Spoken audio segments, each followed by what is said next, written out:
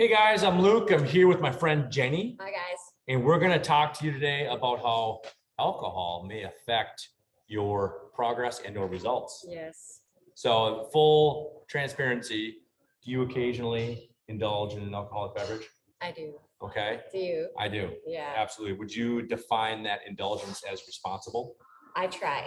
I try. So maybe? Yes. So maybe? Most Okay. times, yes. All right. Okay, I don't good. like to feel like crap in it. Right. Okay. So a lot of us kind of do it, not all of us, but that's fine. So I think as long as we're doing it responsibly, I think it's not going to go away. So let's just talk about it, and we're going to give you some tips on how to manage around it. Okay. So it's kind of like stress, right? Most people can't do anything too much in their life to like take stress down, but you can manage it. You can better manage it. There's certain ways to do that. So we're going to talk about that. We're going to dive in right now. Here we go. Here we go. Week 6 tips. We're going to start with nutrition, and we're going to talk alcohol and fitness, guys. So it turns out that alcohol disrupts protein synthesis. Talk about this, Jenny. Yes. Protein synthesis is the process of building new muscle. So this week with GBT, I was super sore, my quads, which I loved. Yes. And that just means I broke down my muscle fibers. Yep. And that's what we do when we're working out. And that's what we do at Fit Club. Yep. So how it disrupts is like our pathways in our body. We want to send amino acids to restore those muscles. Yep. So I picture this roadmap, and the amino acids are trying to get to our muscles, and the alcohol kind of puts like a roadblock. Yeah. So it blocks it, which is, it's a bad thing. We don't want that. Right. But that's, I mean, if we're talking about that, we're talking about excessive drinking. Right. So that's how it disrupts our protein synthesis. Yep. Yeah. So that's a problem. So now that being said, so if you did indulge in a few drinks, so now since it does hinder protein synthesis, what we can do likely is make sure we prioritize getting in a post-workout drink, right? And then maybe get some extra amino acids in that day. Yep. Right. And water. Yes, and water. Yep, we're gonna talk about more of the things that you can do in a little bit, but so alcohol disrupts protein synthesis. That's one bad thing about alcohol and fitness. The other one is alcohol induces insulin resistance. Dang it! I know. Yeah, we just talked about this with the macros a couple weeks ago. Yes. So talk about this, Jenny. Okay, so insulin is a potent stimulator of our muscle growth, and it's responsible for the absorption of carbohydrates into our muscles.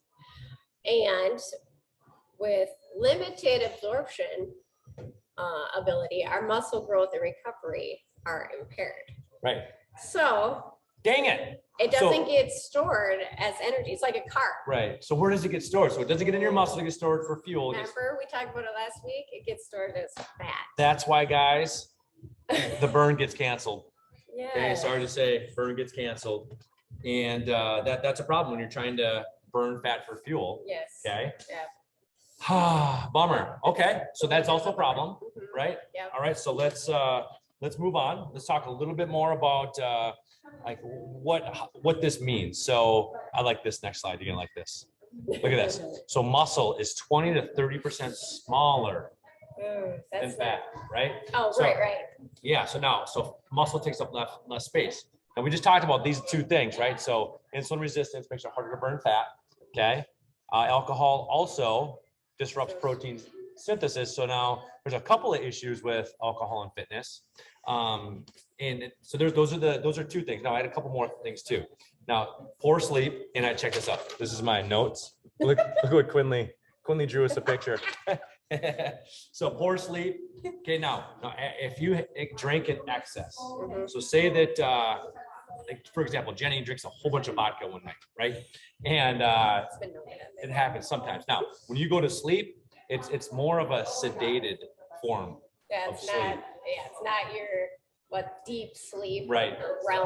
Yep. Yeah. It's hard to get into REM sleep when you're basically sedated due to alcohol. Okay, so you don't get true sleep, which we do know that lack of sleep also affects muscle synthesis and the insulin too. So lack of sleep also has effects of that too. alcohol also dehydrates you, which we talked about. Yes. Okay, because alcohol is a diuretic. Okay, which means it drives water out of your cells. Okay, and you drink a lot of water, and also it's shown to excess of alcohol, heart messes with your heart rhythms in some people, so you kind of got to watch out for that. So, like I said, let's talk about some of the things that we can do to work around it, right? So drink 2 max, right? Yeah. Well, drink to max. Yeah, drink 2 drink max. So now that's what I saw for men and women were 2 drinks. So technically it was. Well, for women, it was like 2 drinks. Yep. For men, it was 4. Okay, you saw 4. I saw 4. All right. But there's so many variables Yep. on if you eat before, how much you weigh, how Yep. fast you drink them. I mean, there's just so many Right. things that are going to change how it's going to affect you. Right. So with that, excessive, they were Right. talking 8 or more drinks. Right. Now, if you're just unpack that a second. So if you're not a very healthy person, meaning you don't exercise, you don't drink a lot of water, you don't eat very healthy, you're slamming down cheeseburgers and waffle fries all the time, is your liver going to be very healthy? No. What is your liver's responsibility in your body? It's going to filter out the alcohol, right? So your liver is going to filter the alcohol out. Okay. And if you're not healthy, you're going to have a harder time recovering from exceeding the 2 drink max or the 4. Everybody's different. Like Jenny said, million variables. So now speaking of variables, one more thing I'm going to add is we are going to use the in-body to gauge how well you can handle alcohol. Now, if you're drinking 2 drinks every night, okay, you're hitting that max and you're still increasing skeletal mass and burning fat, you're probably okay, right? Because you're making good, healthy physiological changes. Now, if that's not happening, Then we need to talk. then yeah, we need to talk, we need to figure something else out. Yeah. Okay. I try not to drink during the week. Yeah. So Good idea. it's you can wait Right. till the weekend. Yeah. And you don't want to bank your 2 drink Right. or 4 drink No, max for the 2, 4, weekend. 6, 8, Probably 10. not. Yeah, That's probably not. No. Yeah. Okay. Eat before, during, and after. Yeah, that helps Yep. absorb. Uh-huh. Yeah. It helps slow, yeah, helps absorb the alcohol and slow the absorption of the alcohol into your body. Okay. Jenny's really good at this. Plenty of water. I am the water police. Yes. I will order waters for everyone at the table, Uh-huh. and then I will She make does. sure they finish their water. Yep. Every other, have a drink, have a water. Yes. Every other rule. Every other That's rule. such a good rule. Such a good rule. Yeah. It's so easy, guys. Mhm. And you can't count the water in your beer. You can't. I've heard that too many times. No, you It's can't. not count. Oh man, that's hilarious. That's hilarious. Can't do that. No. All right, now next day. Okay, now if you're a carb backloader or you're doing intermittent fasting or you're doing carb cycling, it might not be the best day to do that. You might be better off waking up in the morning, having some fruit, getting some fructose in. Okay, and make sure you take your vitamin B and C. Those are compounds that help flush out the liver, and that's what we're really got to do. So when you drink it in excess, flushing out the liver is very important. So Water, banana. Yep. Advil. And rehydrate. Our rehydrate Yeah, absolutely. helps. Yep, absolutely. I use that. 100%. Yep. Yeah, all right. Anything else? No. All right, we're good. I think this is a good topic. So this was somebody suggested this that we talk about it. So Yeah. thank thanks you. for your And if there's suggestion. any other suggestions, let us know. We'll try to break them down. Thanks, guys. Thanks. Hey, guys. Hi, guys. It's Luke, and I'm here with my friend Jenny again. And today we're going to show you the push-up. Some people refer to them as earth downs. Okay. All right. So Jenny's going to show you how to do a push-up, how to not do a push-up, and then we're going to show you a breakdown of how to get better at your push-up. All right. So how do we do a push-up, Jenny? All right, here we go. Your head, shoulder width apart. My hands are going to be by my chest when I come down. Go down in one straight line. And I have my chest hit this pad, and you're going to see why.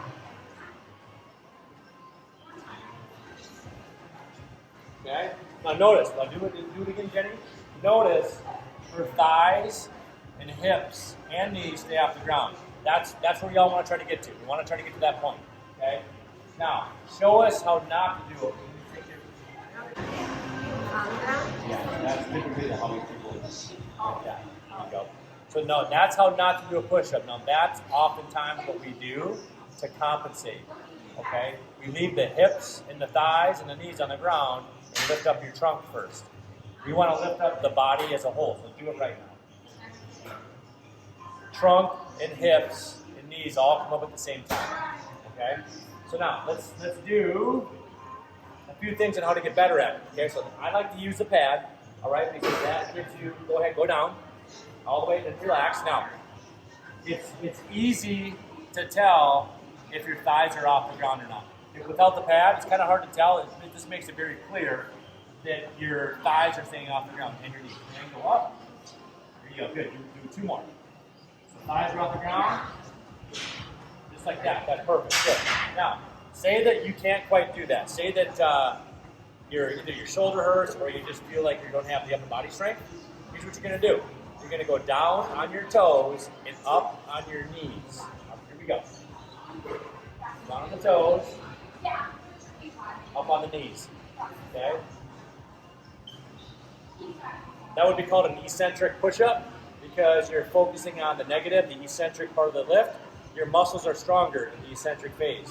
The concentric, they're not quite as strong. That's why she's dropping to her knees before doing the push-up, before completing the push-up. It's because the concentric phase of that muscle contraction is a little weaker for most people. One more for fun. Super fun. There's your push-up. Thanks, Jenny. Nice job. Bam, bam. Hey guys, I'm here to talk to you about Rehydrate. Jenny and I just talked about some of the things that you can do to improve performance after an evening or a day of excessive alcoholic beverages, which would excessive, as our talk mentioned, 2 or more / 4 or more, somewhere in there, depending on the person. So I found this supplement called Rehydrate to be awesome. And I'll tell you why in a second for those purposes. It can be a great product to help out with that. They're both pretty comparable. I'm going to tell you a little bit about the Rehydrate. You can also look into this. They're very similar. But comparing Rehydrate to Gatorade, so they both have electrolytes. All right, there's only 2 in Gatorade, but there's 4 in Rehydrate. And the word electrolyte, it's interesting. You wonder what that means. It's an electrolyte, indicating there's electric. You're not drinking electricity, but the electrolytes in Rehydrate and in Gatorade also, electrolytes, what they do is they help with the electrical impulse. So when your muscle contracts, it's a neuromuscular phenomenon, and your body uses electricity to do that. And it gets electricity from potassium, from sodium, from electrolytes. Okay, so the 4 electrolytes in Rehydrate, right down here, we got sodium, potassium, calcium, magnesium, and those, like I said, are to help from a performance standpoint, to help your muscles contract better. Now, as you get dehydrated, you lose those things. So alcohol it dehydrates you, and it pushes water out of the cells. So you need to replenish that. And a lot of times electrolytes are what goes out of the body with the water as you dehydrate, and putting them back into the water, into your body rather, is going to help with that electrical impulse. So Rehydrate also has amino acids and sequential carbs. So we've talked a ton about amino acids. I'm not going to talk about that, but sequential carbs. So notice it has fructose in it. We talked about the day after, have some fructose to help flush out alcohol out of your liver.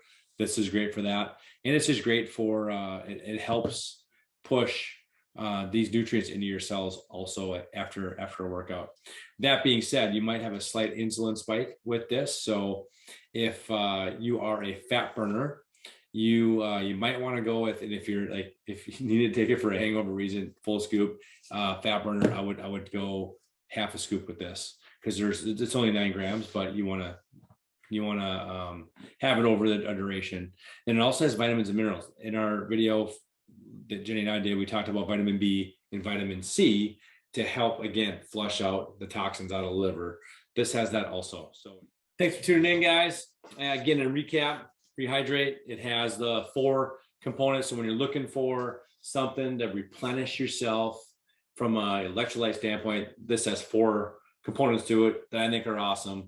We got the electrolytes, we have vitamins, we have the sugars to help absorb, and amino acids. So it's a pretty cool product, and it's one of my faves. So if you're looking for a product, try it. Otherwise, like I said, there's a ton of them. Just do your research, pick something out that you trust. So thanks, guys.